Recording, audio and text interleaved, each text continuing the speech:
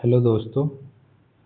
तो इस वीडियो में हम करने वाले हैं साइंस के मोस्ट इम्पोर्टेंट क्वेश्चन जो कि रेलवे एग्ज़ाम्स और बाकी अदर एग्ज़ाम्स जिनमें भी साइंस पूछी जाती है उन सब के लिए ये बहुत ही महत्वपूर्ण है। तो चलिए देर न करते हुए अपनी वीडियो को स्टार्ट करते हैं। तो आज का हमारा पहला क्वेश्चन है कि किस रोग से पीड़ित रोगी को कार्बोहाइड्रेट की अधिक मात्रा लेने से मना किया जाता है। तो इसमें ऑप्शन है दमा, मलेरिया, मधुमेह या फिर उपर्युक्त सभी। तो जिस रोग में कार्बोहाइड्रेट की अधिक मात्रा लेने के लिए मना किया जाता है वो रोग कौन सा है? वो रोग है मधुमेह यानी कि डायबिटीज़। तो इस रोग में क्या होता है कि कार्बोहाइड्रेट की अधिक मात्रा लेने से मना किया जाता है क्योंकि इससे क्या होता है कि शुगर लेवल बढ़ जाता है। चलिए इसी के साथ बढ़ते हैं नेक्स्ट क्वेश्चन पर। देखिए हमारा नेक्स्ट क्वेश्चन है कि नींद की बीमारी स्लीपिंग सिकनेस जिसे कहते हैं वो किस प्रोटोजोआ के कारण होता है?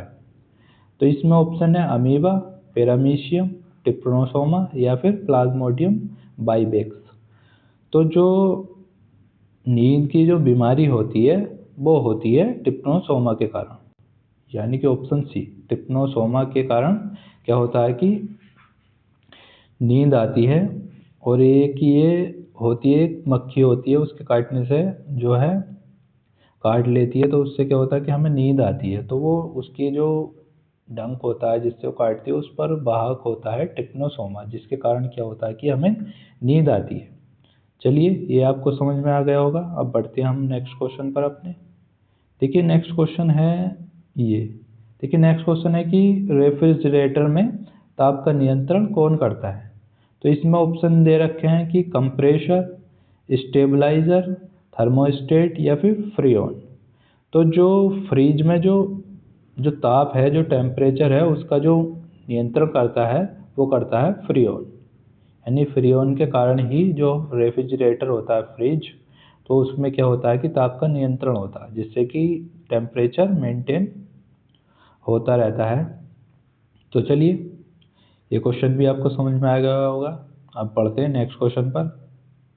देखिए ये क्वेश्चन जितने भी इसमें क्वेश्चन है अधिक से अधिक जो है ना ये सभी क्वेश्चन जो है PYQ में आए हुए हैं, यानी कि प्रीवियस ईयर पेपरों में आए हुए हैं और ख़ास तौर से रेलवे के एग्ज़ाम्स में पूछे गए हैं जितने भी। क्योंकि रेलवे के आपको भी पता है कि रेलवे के एग्ज़ाम्स में जो है साइंस का वेटेज ज़्यादा रहता है, तो इसलिए हमने स्पेशली ये रेलवे के एग्ज़ाम्स के लिए करा रहे हैं। तो चलिए हमारा नेक्स्ट क्वेश्चन है कि बीटी कल्चर संबंधित है। तो ये बहुत ही मोस्ट इम्पोर्टेंट क्वेश्चन, ये काफ़ी फेमस मतलब क्वेश्चन आता रहता है, इससे रिलेटेड कई सारी होती है। तो चलिए इसके ऑप्शन है कि जैतून की खेती से, शुष्क खेती से, अंगूर की खेती से या फिर खरपतवार नाशी प्रक्रिया से। तो जो बीटी कल्चर जो संबंधित होता है वो होता है अंगूर की खेती से, यानी कि अंगूर की खेती को हम बीटी कल्चर कहते हैं। तो चलिए अब नेक्स्ट क्वेश्चन देख लेते हैं। देखिए नेक्स्ट क्वेश्चन है कि 2,4-D संबंधित है। तो इसमें ऑप्शन है कवक से, नाशक जीन से, रोग वाहक से या फिर खरपतवार नाशी से। तो हमारा जो 4D संबंधित होता है, देखिए वो होता है खरपतवार नाशी से। यानी कि जो खरपतवार नाशी का मतलब होता है जो घास फूस को जो है ख़त्म करने के लिए जो दवाई होती है, तो उसे बोलते हैं खरपतनाशी। खरपतवार वो कहते हैं जो जैसे घास फूस जम जाती है, हमारी फसल बोते हैं हम और उसमें जो घास जम जाती है जिसका बीज हम नहीं बोते हैं तो उसे खरपतवार बोलते हैं। चलिए अब हमारा नेक्स्ट क्वेश्चन है कि किस तत्व की कमी से फीका रोग होता है? तो इसमें ऑप्शन दिए हुए हैं कि फास्फोरस, कैल्शियम, सोडियम या फिर मैग्नीज, जो मैग्नीज होता है। तो इसमें जो जिसके कमी के कारण जो फीका रोग होता है वो होता है हमारा फास्फोरस। यानी कि फास्फोरस के कारण क्या होता है कि फीका रोग हो जाता है। तो चलिए बढ़ते हैं नेक्स्ट क्वेश्चन पर। देखिए हमारा नेक्स्ट क्वेश्चन है कि पटाखों के फूटने के बाद चमकता हुआ लाल रंग पटाखे में मौजूद किस धातु के कारण होता है। तो जो इसमें जो है, अब इसके ऑप्शन देख लेते हैं। ये है कि जस्ता, गंधक, मैग्नीशियम या फिर एस्ट्रोशियम। तो जो पटाखों के जो फूटने के बाद जो चमकता हुआ जो लाल रंग होता है, वो जो धातु होती है वो होती है एस्ट्रोशियम। यानी कि एस्ट्रोशियम एक धातु होती है जो उसमें से निकलती है, जिसके कारण क्या होता है कि लाल रंग जो है उसमें चमकता हुआ दिखाई देता है, जिस समय पटाखा जलता है। तो चलिए, ये क्वेश्चन आपको समझ में आ गया होगा। अब बढ़ते हैं नेक्स्ट क्वेश्चन पर। देखिए, हमारा नेक्स्ट क्वेश्चन है कि गुलाब से इत्र निकालने की विधि को किसने खोजा।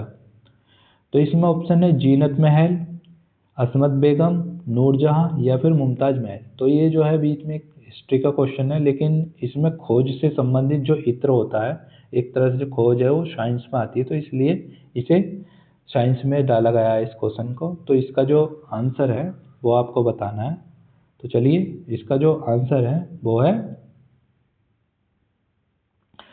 देखिए असमत बेगम। इसका जो आंसर है असमत बेगम। असमत बेगम कौन थी ये जिन्होंने गुलाब से इत्र निकालने की विधि को खोजा था। तो ये असमत बेगम जो थी ये नूरजहां की माँ थी।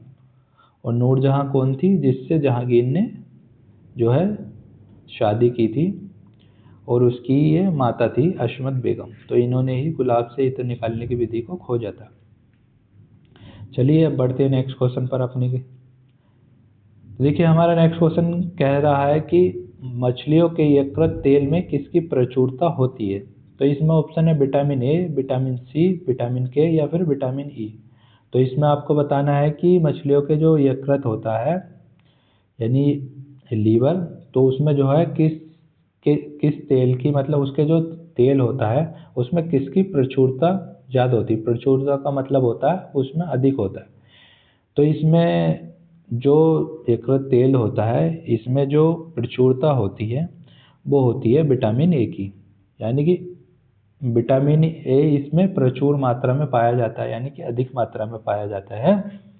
तो चलिए, अब देख लेते हैं अपना नेक्स्ट क्वेश्चन। देखिए, हमारा नेक्स्ट क्वेश्चन है कि धातु के तार में विद्युत धारा का प्रवाह किसके कारण होता है। तो जो धातु का तार होता है उसमें विद्युत धारा का जो प्रवाह होता है वो किसके कारण होता है, ये हमें इसमें बताना है। तो इसके ऑप्शन है इलेक्ट्रॉन, प्रोटॉन, आयन या फिर प्रोटोजीन। जो प्रोजीटोन होता है।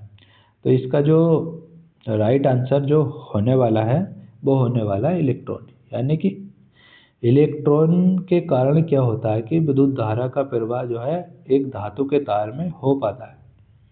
तो चलिए, ये क्वेश्चन आपको समझ में आ गया होगा। अब हमारा नेक्स्ट क्वेश्चन है कि लोहे की चादर को गैल्वेनाइज करने के लिए उसे जो है किसके घोल में डुबोया जाता है। तो इसमें ऑप्शन है जस्ता, पीतल, टिन या फिर शीशा। तो जो लोहे की चादर होती है उसे गैल्वेनाइज करने के लिए जिस घोल में डुबोया जाता है वो घोल होता है जस्ते का। यानी कि जस्ते के घोल में हम लोहे की चादर को डुबोते हैं, जिससे के कारण क्या होता है कि उस पर जंग नहीं आता है। अब चलिए, अब नेक्स्ट क्वेश्चन देख लेते हैं अपने। देखिए, हमारा नेक्स्ट क्वेश्चन है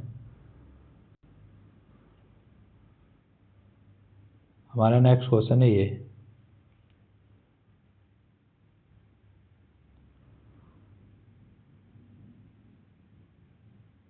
देखिए, हमारा नेक्स्ट क्वेश्चन है कि पौधों की वृद्धि दर रिकॉर्ड करने के लिए परागसंवेदी यंत्र, जिसे केस्कोग्राफ कहते हैं, का निर्माण किस भारतीय वैज्ञानिक ने किया था।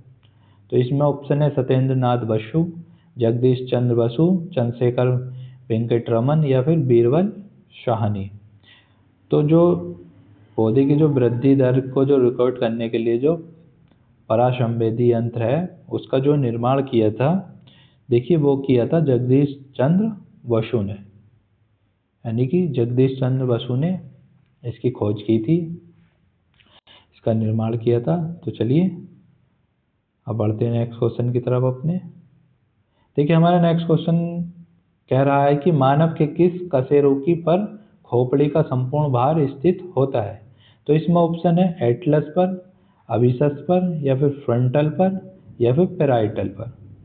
तो जो मानव के जो कशेरुकी जिस कशेरुकी पर खोपड़ी का संपूर्ण भार होता है, देखिए वो होता है एटलस पर। यानी कि एटलस पर क्या होता है कि हमारी जो खोपड़ी होती है उसका भार होता है। हमारी जो खोपड़ी होती है वो एक तरह से इस तरह से एक डंडा हो गया, उसके ऊपर एक तरह इस तरह से रखी हुई होती है, जिसकी वजह से क्या हमारी गर्दन इधर उधर घूमती है। अब जो है हमारी गर्दन जो है तीन तरफ ही घूम पाती है, चौथी तरफ क्यों नहीं घूम पाती? क्योंकि जो नसें होती है ना वो फिक्स होती हैं, जो हमारे जो मांस वगैरह जो नसें होती हैं उनके कारण हमारी जो है गर्दन ज़्यादा नहीं घूम पाती है। चलिए अब अपना नेक्स्ट क्वेश्चन देख लेते हैं। देखिए नेक्स्ट क्वेश्चन है कि मानव में डायफ्राम का उपयोग निम्नलिखित में से किस क्रिया के लिए किया जाता है? तो इसमें ऑप्शन है पाचन, उत्सर्जन, श्वसन, या फिर जनन। तो जो मानव में डायफ्राम का जो उपयोग किया जाता है वो किया जाता है, देखिए श्वसन के लिए। यानी कि जो श्वसन की जो क्रिया होती है उसके लिए मानव में डायफ्राम का उपयोग किया जाता है। चलिए इसी के साथ बढ़ते हैं नेक्स्ट क्वेश्चन पर।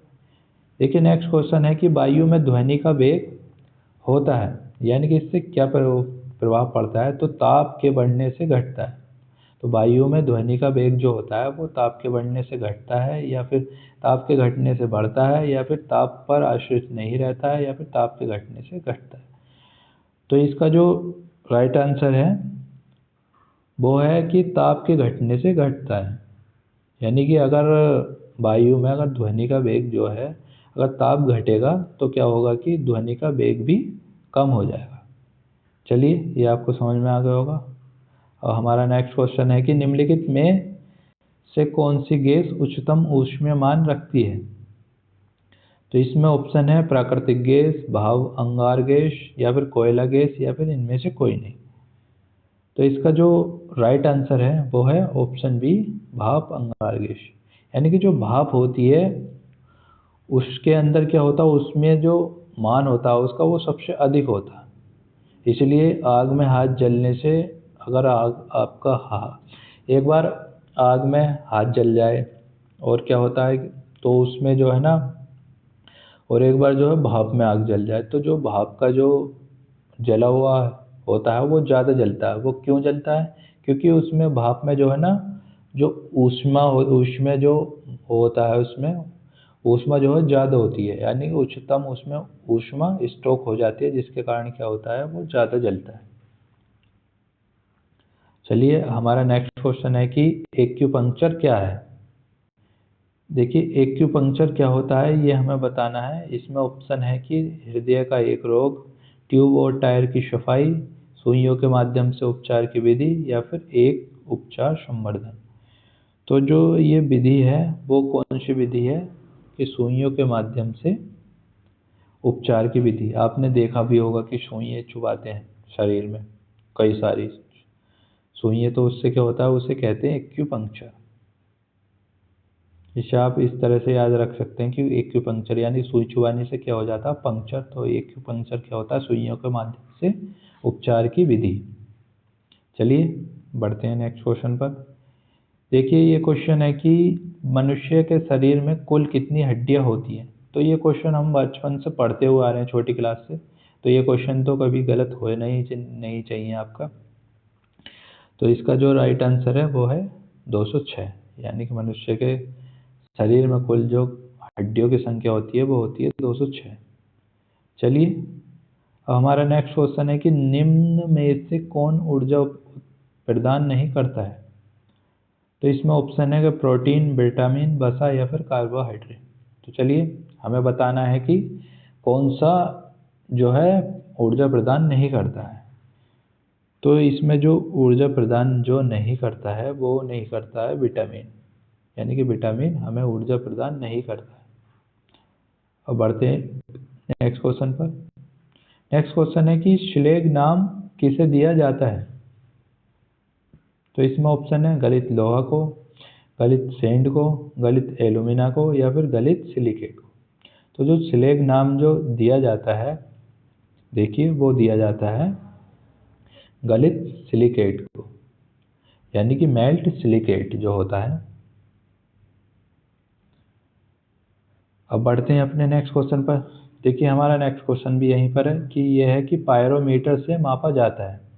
तो इसमें ऑप्शन है उच्च ताप, विद्युतावेश, निम्न ताप या फिर ऊपर में से कोई नहीं। तो जो पायरोमीटर से जो नापा जाता है वो नापा जाता है उच्च ताप, यानी कि हाई टेम्परेचर को हम पायरोमीटर से नापते हैं। चलिए इसी के साथ बढ़ते हैं नेक्स्ट क्वेश्चन पर। देखिए हमारा नेक्स्ट क्वेश्चन है कि कच्ची चीनी को रंगहीन करने हेतु जिस चारकोल का प्रयोग किया जाता है वह है। तो ये हमें बताना कि वो चारकोल कौन सा है जिसे हम चीनी को रंगहीन बनाने के लिए उपयोग करते हैं। देखिए इसमें ऑप्शन है कि यूरिया, जस्ता, यूरिया है, जस्ता है, और कौन सा है, और कोयला है, और एनिमल चारकोल है। तो इसका जो राइट आंसर है देखिए वो है एनिमल चारकोल। यानी एनिमल चारकोल का उपयोग हम क्या करते हैं, जो चीनी जो हमें सफ़ेद दिखाई देती है ना, तो उसे सफ़ेद करने के लिए एनिमल चारकोल का प्रयोग किया जाता है। रंगीन का मतलब होता है कि उसमें कोई रंग नहीं होता, यानी कि सफ़ेद टाइप। अब नेक्स्ट क्वेश्चन है हमारा कि किससे टेप रिकॉर्डर की टेप लेपित रहती है। तो इसमें ऑप्शन है calcium oxide, zinc sulphate, ferromagnetic चूर्ण या फिर उपर्युक्त में से कोई नहीं। तो इसका जो राइट आंसर है वो है फेरोमैग्नेटिक चूर्ण, यानी कि जो फेरोमैग्नेटिक जो चूर्ण होता है उससे क्या होता है कि टेप रिकॉर्डर की टेप लेपित होती है, जिसके कारण हम उसे रीड एंड राइट करते हैं। अब चलिए नेक्स्ट क्वेश्चन है कि जब इनो का लवण जल में डाला जाता है तो बुलबुले बनते हैं, इसका कारण है। तो इसका कारण O2 है, H2S है, CO2 है या फिर इनमें से कोई नहीं। तो इसका जो कारण है वो है CO2, यानी कि CO2 बाहर निकलती है। ये एक तरह से जैसे तो सोडा होता है तो सोडे में से भी क्या निकलती है, CO2 यानी कार्बन डाइऑक्साइड। तो जब हम इनो को लवण जल में डालते हैं तो उसके जो बुलबुले बनते हैं तो वो भी किसके कारण बनते हैं, CO2 के कारण बनते हैं। चलिए इसी के साथ बढ़ते हैं अपने नेक्स्ट क्वेश्चन पर। देखिए हमारा नेक्स्ट क्वेश्चन है कि क्रेब्स चक्र कहाँ संपन्न होता है। तो इसमें ऑप्शन है राइबोसोम में, केंद्रक में, माइटोकॉन्ड्रिया में या फिर लाइसोसोम में। तो जो क्रेब्स चक्र होता है वो जहाँ संपन्न होता है वो जगह है माइटोकॉन्ड्रिया, यानी कि माइटोकॉन्ड्रिया में क्या होता है कि क्रेब्स चक्र जो है संपन्न होता है। अब बढ़ते हैं नेक्स्ट क्वेश्चन पर। देखिए नेक्स्ट क्वेश्चन है कि प्रकाश संश्लेषण एवं श्वसन दोनों के लिए आवश्यक है। तो इसमें ऑप्शन है सूर्य प्रकाश, ऑक्सीजन, जल या फिर साइटोक्रीम। तो ये प्रकाश संश्लेषण एवं श्वसन जो है होता है, इन दोनों के लिए जो जरूरी है वो है साइटोक्रीम। यानी कि साइटोक्रीम के कारण क्या होता है कि प्रकाश संश्लेषण भी होता है और श्वसन भी होता है। तो इन दोनों के लिए ये जरूरी है। अब बढ़ते हैं नेक्स्ट क्वेश्चन पर। यह है कि पारितंत्र इकोसिस्टम, यानी कि इकोसिस्टम में ऊर्जा का स्रोत है। तो इसमें ऑप्शन है हरे पौधे, जल, सौर ऊर्जा या फिर कार्बनिक यौगिक। तो जो इकोसिस्टम होता है उसमें ऊर्जा का जो स्रोत होता है वो होता है सौर ऊर्जा, यानी कि सौर ऊर्जा के कारण ही ऊर्जा जो है प्राप्त होती है। अब बढ़ते हैं नेक्स्ट क्वेश्चन पर।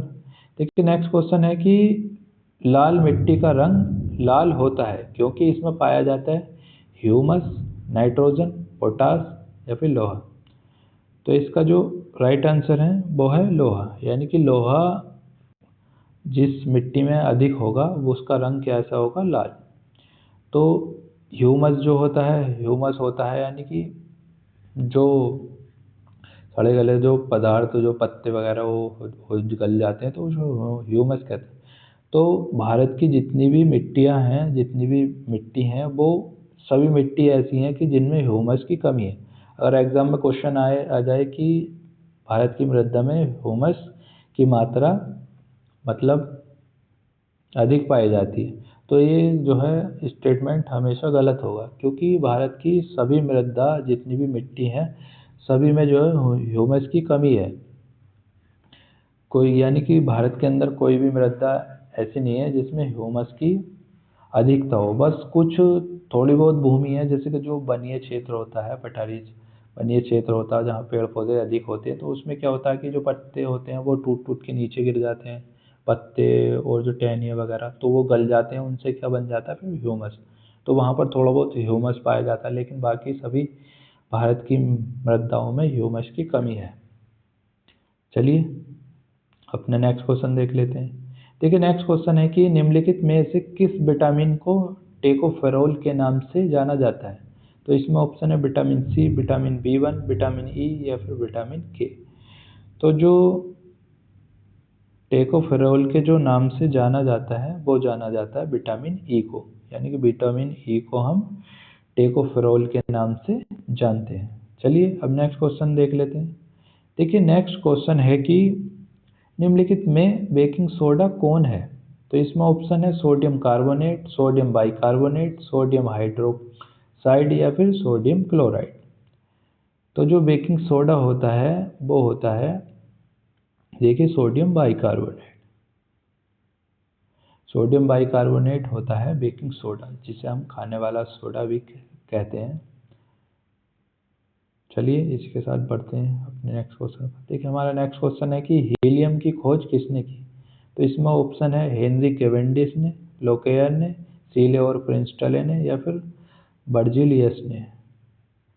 तो जो हीलियम की जो खोज की है, देखिए वो की है लोकेयर ने। लोकेयर ऐसे व्यक्ति थे जिन्होंने हीलियम की खोज की। अब देखिए हमारा नेक्स्ट क्वेश्चन है कि